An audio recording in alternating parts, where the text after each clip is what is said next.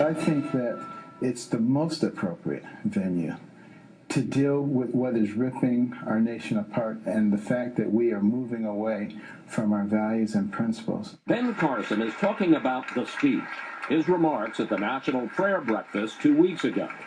With President Obama listening, Carson diagnosed what's wrong with the country, such as political correctness. We've reached a point where people are afraid to actually talk about what they want to say because somebody might be offended. And the benefits of a flat tax. Now, some people say, well, that's not fair because it doesn't hurt the guy who made $10 billion as much as the guy who made 10.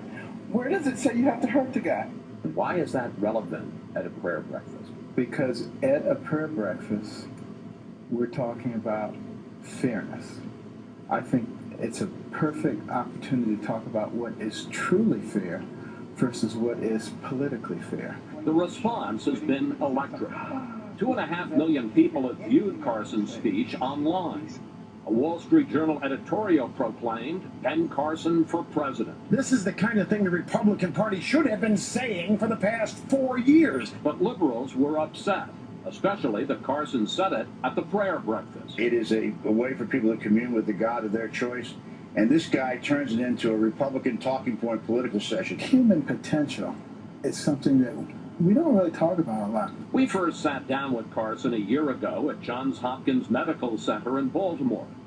He is legendary for taking on the toughest cases, the so-called hopeless patients. In some cases, it becomes clear that the only shot this person has is if you do something. Carson knows all about human potential because he's lived it. His mother got married at 13 and was illiterate, but he ended up going to Yale and becoming a brain surgeon.